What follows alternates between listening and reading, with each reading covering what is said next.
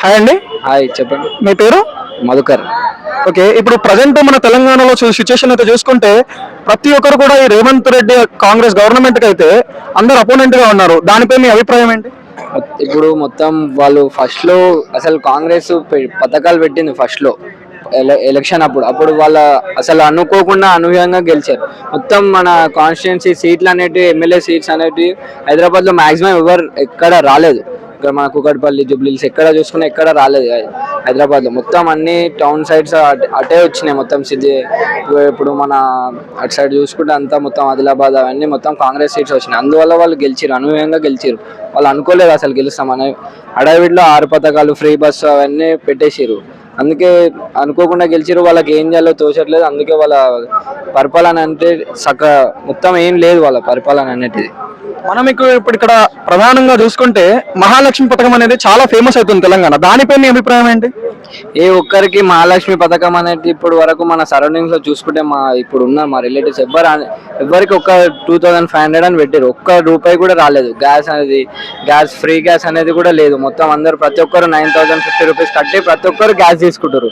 ఎవరికి ఒక రూపాయి అనేది కూడా లేదు ఇప్పుడు వాళ్ళ ప్రభుత్వం నుంచి. ఫ్రీ బస్ అనేది పెట్టారు. ఆ ఫ్రీ బస్ లో మొత్తం అందరు లేడీస్, మొన్న మన యూసుఫ్గూడలోనే ఫ్రీ బస్ ఫుడ్ బోటింగ్ కూడా ఒక అమ్మాయి, కాలేజ్ అమ్మాయి చనిపోయింది. మా కళ్ళ ముందే చనిపోయింది ఒక అమ్మాయి, కాలేజ్ అమ్మాయి. మరి ఇన్ని దారుణాలు జరుగుతున్నాయి మహాలక్ష్మి పథకం వల్ల, ఈ అమ్మాయిలు కూడా చనిపోతున్నారు. దానిపై ఈ ప్రభుత్వం ఎలా స్పందించాలని కోరుకుంటున్నారు? బస్సులు ఎక్కువ పెంచాలి. బస్సులు ఫ్రీ బస్సులు చేశారు, బస్సులు తగ్గించేశారు. బస్సులు పెంచడం వల్ల కొద్దిగా అది రద్దీ అనేది తగ్గిపోతుంది. ఇంకా మన మహాలక్ష్మి పథకం అనేది అందరికీ ఇవ్వాలి. ఒక్కరికి కూడా అసలు మన ఇప్పుడు చూసుకుంటే ఎవ్వరికి రాలేదు. ఇంకా మన ఇది ఇందిరమ్మ ఇల్లు అంటారు, అవి ఒక్కరికి కూడా సరిగ్గా రావట్లేదు. 5 lakhs ఇస్తే 5 lakhs లో ఇల్లు ఏడా కంప్లీట్ అవుతుంది ఈ సిచ్యువేషన్ లో, ఈ రేట్లలో. ఇప్పుడు ఈ విద్యా సంస్థల విషయానికి వస్తే స్కాలర్షిప్ లో 1200 కోట్ల స్కాలర్షిప్ ఎంతో బందీగా ఉందని అనుకుంటున్నారు. దానిపై మీ అభిప్రాయం ఏంటి? ఈ స్కాలర్షిప్ బంధించడం వల్ల ఈ విద్యార్థులు బాగుపడతారు అనుకుంటున్నారా? వాళ్ళు చదువుకోగలరు అనుకుంటున్నారా?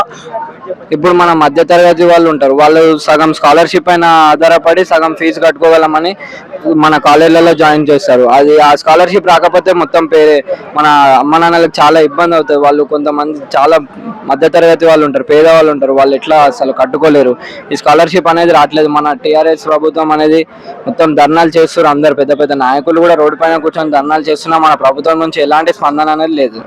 ఇప్పుడు మీరు చివరిగా మన పబ్లిక్ కి, మన తెలంగాణ సిటిజన్స్ కి ఏం విషయం ఇవ్వాలి, ఏమి చెప్పాలనుకుంటున్నారు? లైక్ కాంగ్రెస్ గవర్నమెంట్ వస్తుంది అంటున్నారా, బీఆర్ఎస్ గవర్నమెంట్ వస్తుంది అంటున్నారా? ఒకవేళ కాంగ్రెస్ గవర్నమెంట్ మళ్ళీ కాంగ్రెస్ గవర్నమెంట్ ఇంకా 5 సంవత్సరాల పాటు ఆ కాంగ్రెస్ గవర్నమెంట్ పాలిస్తే ఎలా ఉంటుంది? అదే మళ్ళీ బీఆర్ఎస్ గవర్నమెంట్ వస్తే ఎలా ఉంటుంది?